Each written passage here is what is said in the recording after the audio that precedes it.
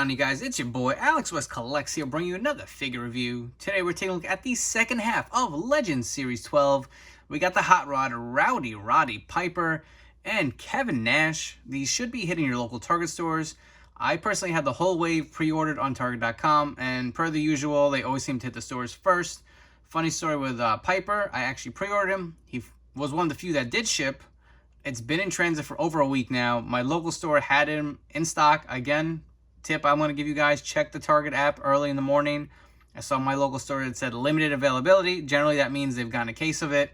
Went over there, was able to pick up Hot Rod, and they actually price matched the pre-order price. These were $19.99 when I pre-ordered them. They have now jumped up to $21.99. So I'm very happy to grab Hot Rod. And a huge shout out to my boy Chet on Instagram. He was able to help me track down Kevin Nash. I do have another one coming from Target. Definitely want to track another one down to keep him mock in the packaging.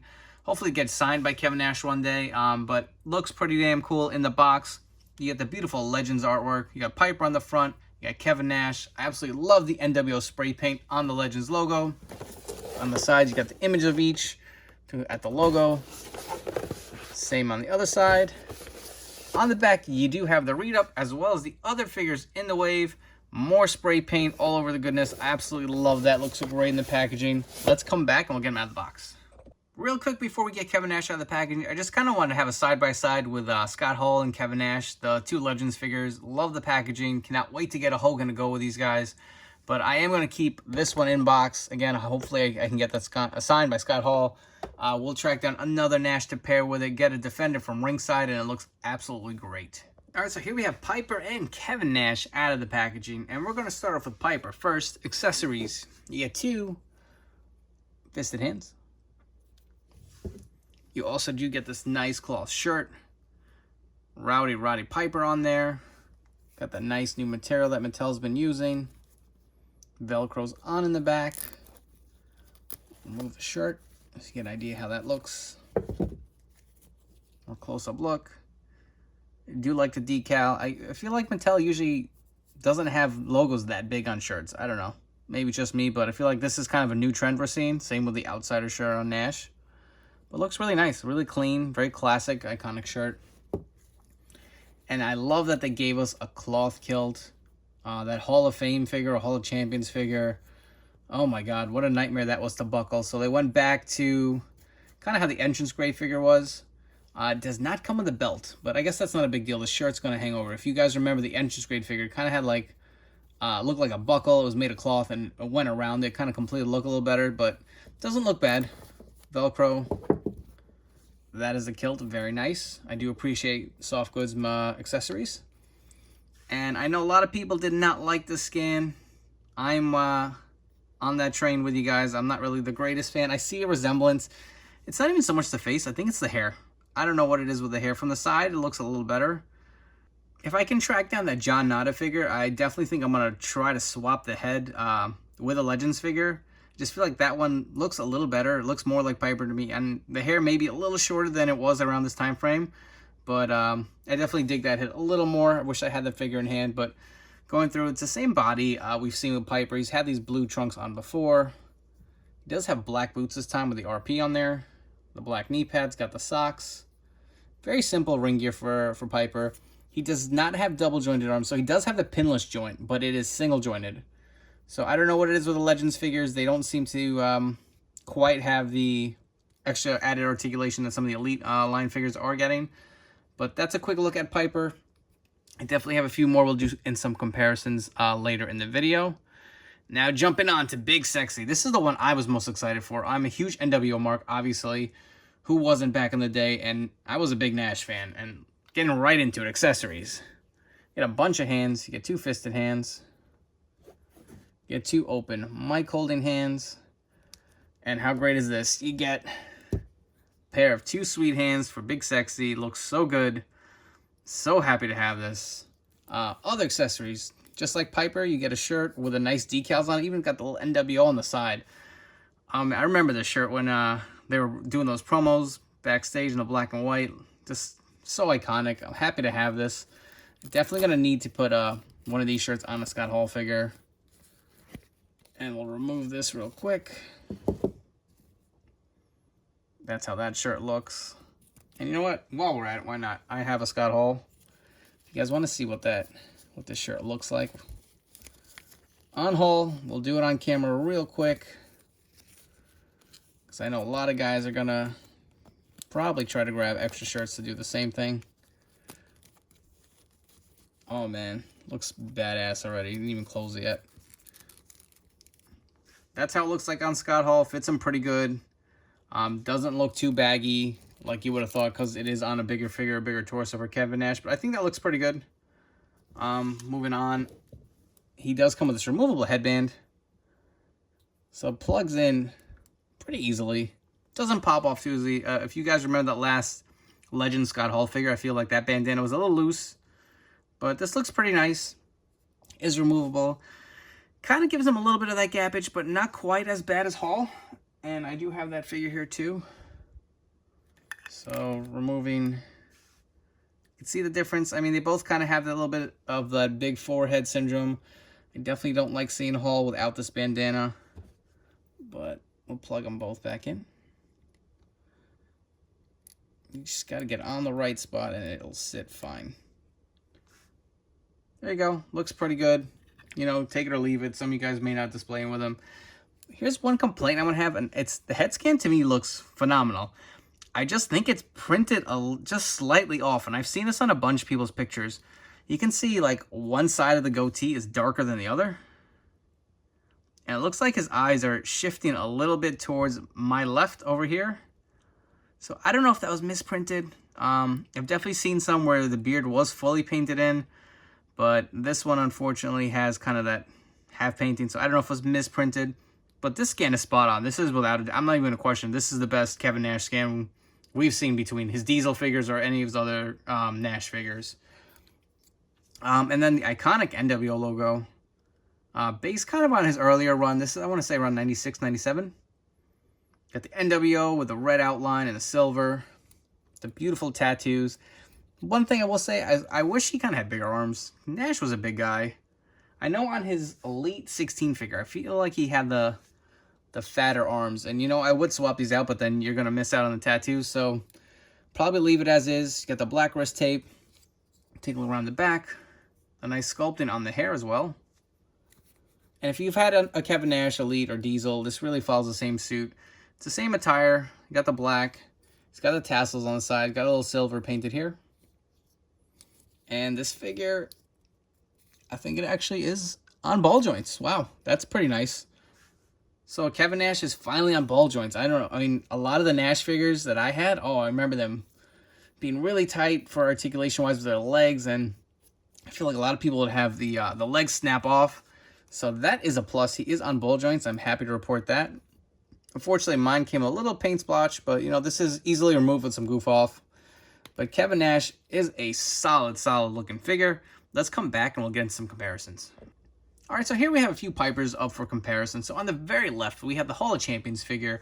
And this is what I was telling you guys about before. He's got this rubber kilt, and it is a pain in the ass to keep closed on there. So I'm not going to remove it, but just to give you a difference between the rubber kilt and the cloth one that we've seen with the Legends 12.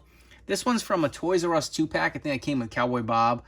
It took the entrance grade gear and his head and just kind of threw it on there to make an Elite custom. I'm obviously not a basic collector, so this has kind of been my standalone in my WCW shelf. I really would love to see a WCW version of Piper, maybe with the goatee. That jacket's actually from a Toy Biz Piper, and it seems to fit him perfectly. And the most recent 2-pack with Mr. T, the boxing Rowdy Roddy Piper from WrestleMania 2, which is still one of my favorite head scans. I wanted to get a quick close-up of all these figures, and you can see the scans have really just improved over the years. This was kind of the first one, then it was this one, and I absolutely love the 2-pack Piper. I feel like that head would be perfect on an Elite if you wanted to swap it. And sorry to say the Legends 12 is just not my favorite scan, to say the least. And one quick note, I forgot to mention, Piper is not on ball joints.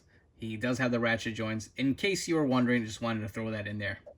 Moving on to some Kevin Nash comparisons, so I figured let's bring in the Diesel figures first.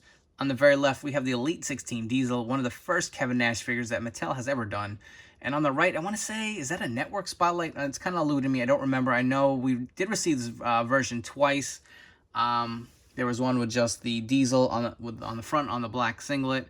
But you can see the difference. I mean, the gear really is very similar. You can see the tassels are just kind of repainted. It's got the strap on the front. So it is a reused mold, obviously. You know, Kevin Nash's gear was pretty consistent throughout his career. And if you guys want to get a quick close-up of the head scans, you can see how his look from Diesel to Kevin Nash went.